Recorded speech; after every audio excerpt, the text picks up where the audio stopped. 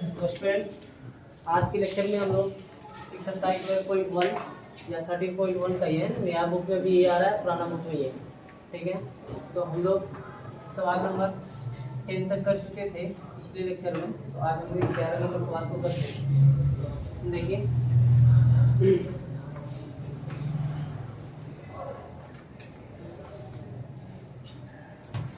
सवाल है limit x tending to four ax square plus bx plus c divide by cx square plus bx plus c। ये सवाल है और इसमें लिखा हुआ है कोमा, देखिए a plus B plus C is not equal to 0। अगर a plus B plus C 0 ले लेंगे तो अनडिफाइंड हो जाएगा, ठीक है। दिखा के आगे बनाइएगा तब पता चलेगा। अभी अगर हम x की जगह पे 1 बैठाते हैं तो 0/0 नहीं आ रहा, तो बैठा दीजिए। तो देखिएगा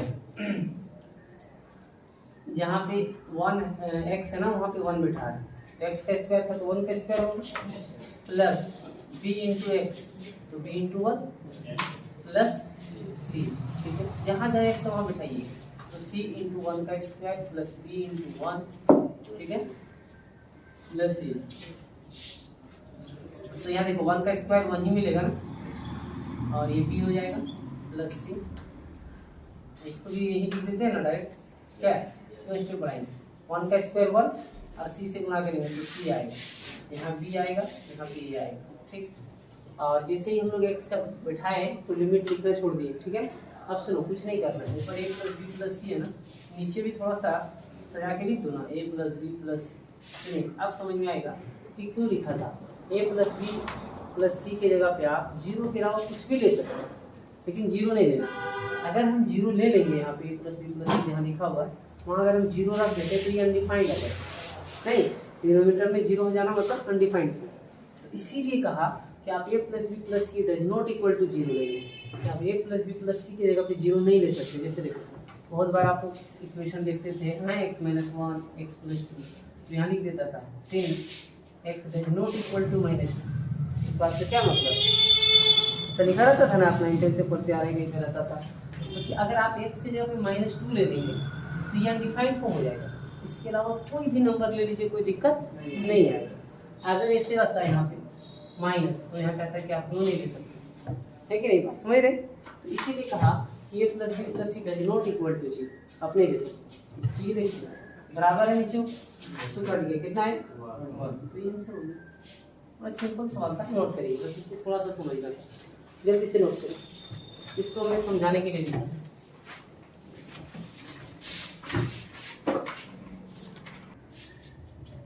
सुनिए, यहाँ पे 12 नंबर सवाल में लिखा हुआ है लिमिट एक्सटेंडिंग टू -2, है ना। आप ये समझ रहे हैं, अल्टीमेट मतलब हम लिमिट पढ़ते हैं, बहुत सारी किताब में LIM लिखा रहता है।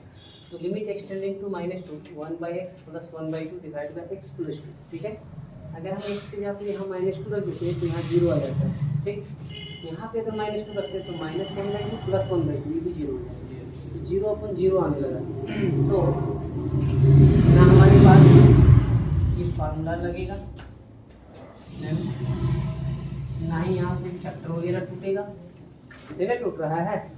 तो फिर हम करेंगे, कोई ऐसा काम नहीं हो रहा है, तो हम एक काम कर सकते हैं कि ऊपर हम एलसीएम ले लेते हैं x और 2 का, नहीं तो कितना एलसीएम आएगा, समझ में आ रहा है। अगर 1/2 प्लस 1/3 हो और पूछे 2 और 3 का एलसीएम तो कितना लिखेगा 6। तो क्या किया, गुना कर दिया। उसको बोलिए इधर देखिए, इधर देखिए, अभी क्या कर रहे हैं आप, यहाँ देखिए 2 और 3 का एलसीएम कितना हो जाएगा 6। इसी तरीके से x और 2 का एलसीएम कितना हो गया 2x। तो x से भाग दीजिएगा तो x कट गया, कितना बचेगा 2 को 1 से गुना कर दीजिए, इसे 2 कट जाएगा तो x लिखेंगे, नीचे x प्लस 2 है, दिक्कत नहीं हुआ। इसके नीचे कुछ नहीं तो 1 डाल सकते हैं। अब भागा को गुना में बदल देंगे, देखिएगा, क्योंकि हम सोच रहे हैं ना कि अगर 0/0 हटाना है तो नीचे ऊपर कुछ x का टर्म कटना चाहिए। फंक्शन जो में रहता है वही कटना चाहिए, जरूरी नहीं कि x अगर z में था तो z कटना चाहिए, y में रहे तो y कटना चाहिए। तो आपको कॉन्सेप्ट बहुत दिन से बता रहे हैं सर। अगर ये फार्मूला लगता तो इससे बना लेते, मिडिल टर्म फैक्टर वगैरह टूटता क्वाड्रेटिक रहता तो बना लेते, ऐसा था नहीं।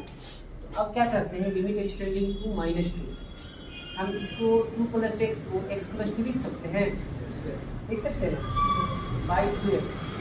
देखिए धागा में जब हम गुना में चेंज करेंगे तो बदल जाएगा, ऐसा आ जाएगा, कितने हुआ? तो x + 2 और x + 2 कट गया, यानी कि x काट रहे हैं, समझ रहे ना, डायरेक्ट x + 2 को काटेंगे। अब देखो, अब x की जगह पे बिठाइए, ऊपर 1 है, नीचे 2 × -2, ठीक, तो आ जाएगा 1/-4। आप इसको -1/4 लिख सकते, तो ये आप कंप्लीट नोट करें, कोई दिक्कत नहीं हुआ? जल्दी लिखिए।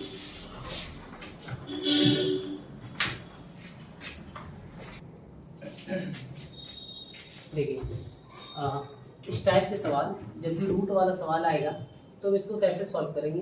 तो बहुत सारे टाइप का हम सवाल पढ़े, 3-4 टाइप को, तो हम किसी में नाम नहीं दिए, इसलिए यहाँ टाइप स्टार लिख दिए, किस टाइप का ये सवाल है, एक अलग टाइप का। तो अगर हम यहाँ x के जगह पे 0 रखते हैं तो 0/0 इसमें भी आ जा रहा है, ठीक है। तो इस तरह के कॉन्सेप्ट आप पहले ने नहीं पढ़ा, मैं यहाँ कोई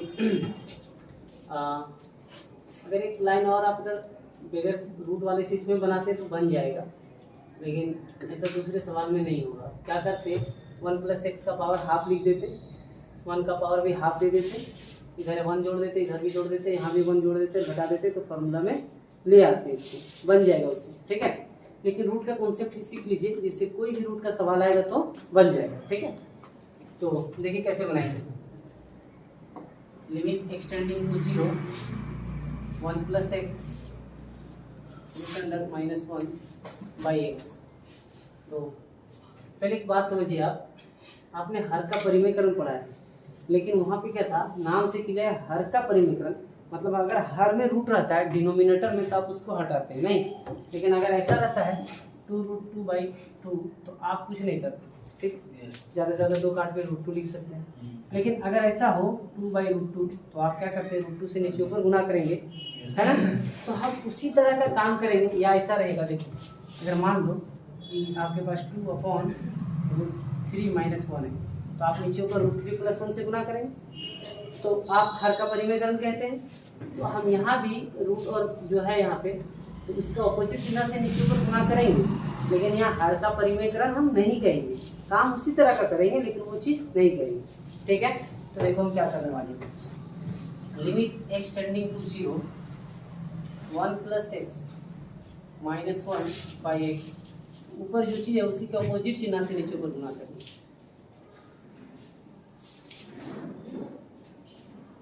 आ गया ना समझ में, दिक्कत हुआ क्या? हाँ समझ में आएगा क्या कि जो चीज ऊपर में था उसी के अपोजिट चिन्ह से नीचे ऊपर गुना कर दे, बस। अब सुनो, यहाँ तक इसको ए मान लो, इसको बी मान लो, इसको ए मान लो और इसको बी मान लो, a - b × a + फॉर्मूला लग जाएगा, पता है ना, लिमिट एक्सटेंडिंग टू 0, ठीक है। तो आ जाएगा a² - b²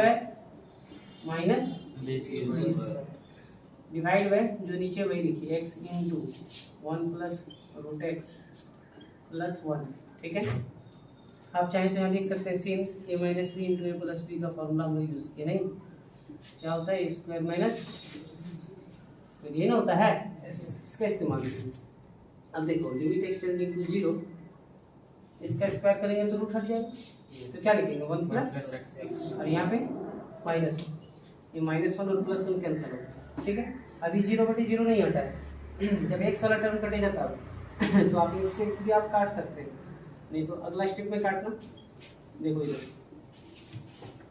limit x tending to 0, बहुत आसान है, ऊपर x है, नीचे x, √1 + x + 1, अब x का कैंसिल हो गया, ऊपर 1 बचा। अब x की जगह पे बैठा दीजिए आप, 0/0 नहीं आएगा, देखिएगा, ठीक है। ऊपर क्या है 1, अब जहाँ जहाँ x वहाँ बैठाइए, देखिए एक्सटेंड टू 0 है तो यहाँ बैठाना है आपको, मतलब √1 + 0 लिखेंगे आप, और इधर क्या है प्लस का 1, ठीक है, लिख दीजिए। सुनिए मेरी बात, ये 1 + 0 √1 मतलब 1 ही देगा, ठीक है, इसको जोड़िए 1/2 आया, तो ये आपका कंप्लीट आंसर है। तो दिक्कत नहीं हुआ, एक आध सवाल और हम रूट का बताएंगे, तब आपको दिक्कत नहीं होगा, तब क्लियर हो जाएगा सारा कॉन्सेप्ट, लिखिए जल्दी से। तो आप आराम से वीडियो पॉज करके भी देख सकते हैं कॉन्सेप्ट क्या क्या किए हैं, हर एक चीज़ को हम समझाएंगे।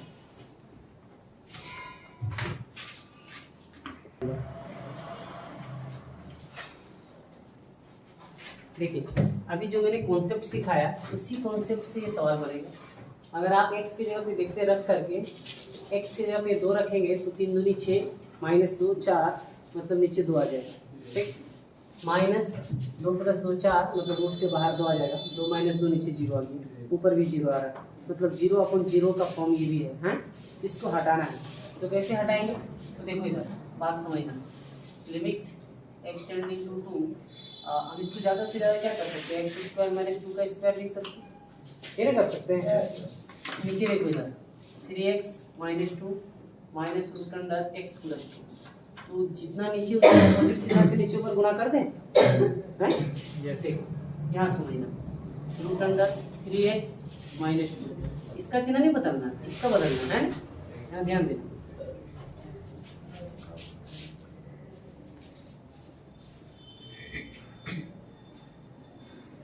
तो दिक्कत नहीं होगा। सुनो, इसको a मान लो, इसको b मान लो, इसको a मान लो, इसको b मान लो, तो a - b इंटू यहाँ a + b, फिर फॉर्मूला लग जाएगा, है ना? तो देखो लिमिट एक्सटेंडिंग टू 2, बाकी जो ऊपर है उसको रहने दीजिए, x² - 2 का स्क्वायर, ये आपको दिक्कत नहीं करेगा।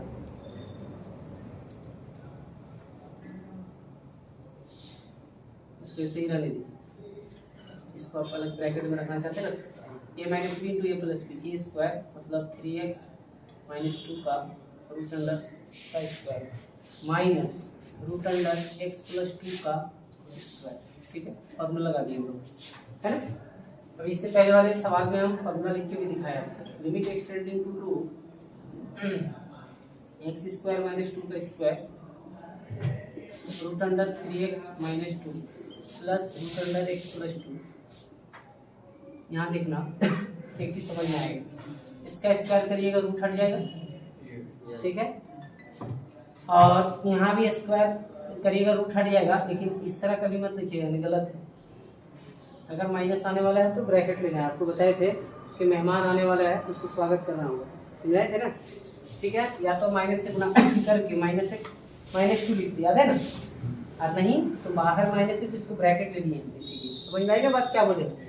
ठीक, अब इधर देखो लिमिट एक्सटेंडिंग टू 2, यहाँ x - 2 इंटू x + 2, यहाँ भी फॉर्मूला लगा दीजिए, दिक्कत नहीं होगा।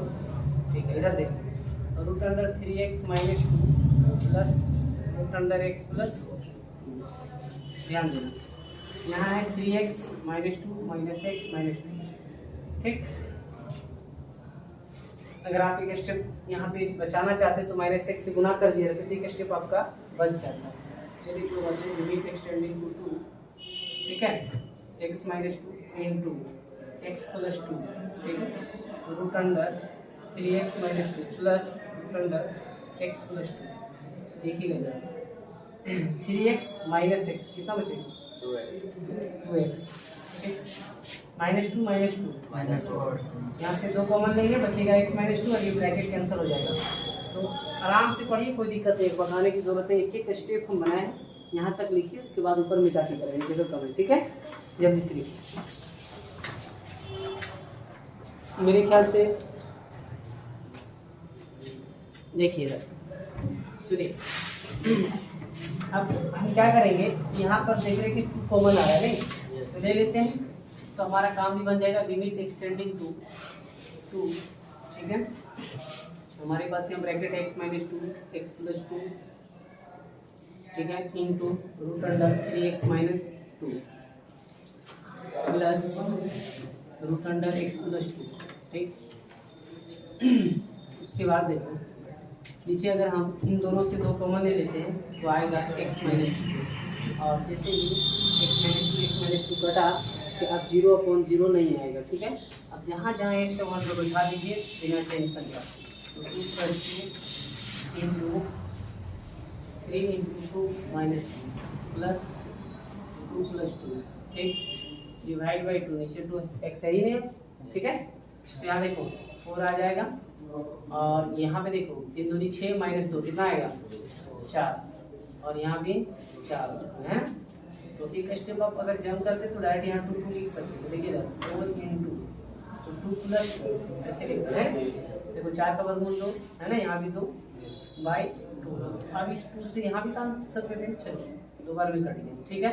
तो 2 और 2 4, 4 दूनी 8। ये आपका कंप्लीट आंसर, ठीक है। तो आपने रूट वाले का कॉन्सेप्ट सीख लिया है क्या करना है, ठीक है। तो नोट करिए जल्दी से आप।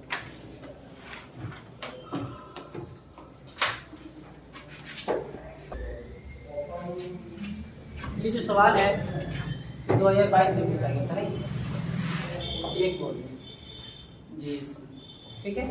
इधर देखिए, ये सवाल एनसीईआरटी का 5 नंबर सवाल के जैसा है, तो सेम उसी तरह है।